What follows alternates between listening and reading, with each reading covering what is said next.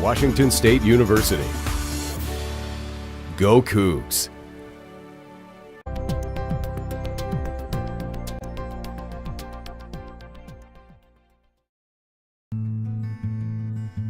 We're seeing a graying of America. We're seeing that the baby boomers are coming of age, and there is the prediction that there's not going to be enough healthcare workers or facilities that are going to be available for this aging generation. My name's Alyssa Weekly. I'm a graduate research assistant at Washington State University, Department of Psychology, and I work in the Memory and Aging Lab. Please remove the items from the cupboard and use the space on the kitchen counter to fill the pill holder. You may begin. The overarching goal is really to maintain independent living for older adults, particularly older adults who are having some type of cognitive decline or dementia-like process. So we want to develop different types of technologies that are non-invasive, that can collect data unobtrusively and use that data to maintain this healthy, independent living even when people are facing some type of cognitive decline. So our neighbors have no idea that we're here. There's not a sign outside that says this is where the smart home's at.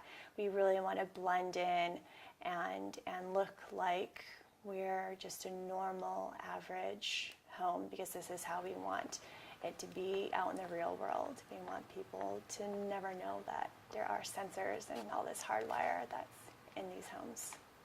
So these are motion sensors on the ceiling here. The white discs, they track activity and your location throughout the apartment.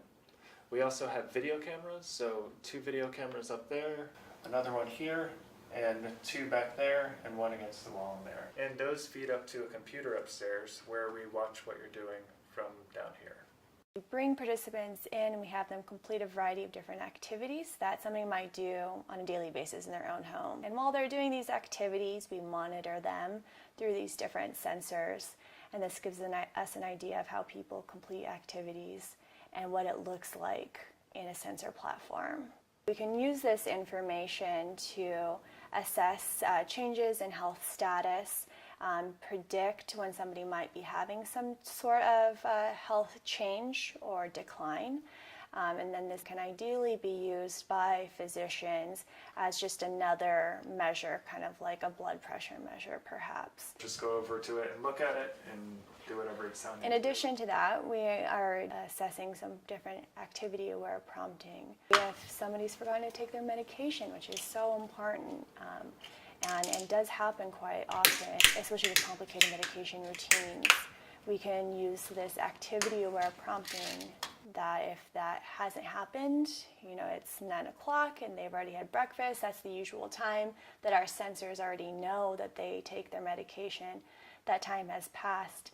It can provide an automatic prompt to remind them to take their medication. In addition to that, we're starting a new deployment of Smart Home in a Box.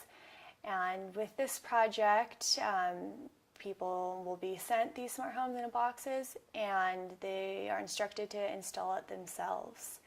And ideally, these can be installed in about 45 minutes to an hour and a half. And we've had pretty good success with older adults being able to kind of hook up their own home.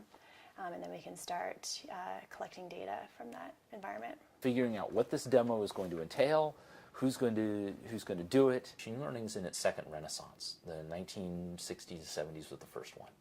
Now we're having another wave of success where there's been some significant breakthroughs in our ability to process and achieve great things using the kinds of large-scale data that we have today. My name is Aaron Crandall. I am an assistant research professor here at Washington State University. I am the lead engineer and make it happen guy in CASAS. But the thing is, that actually goes to the loco.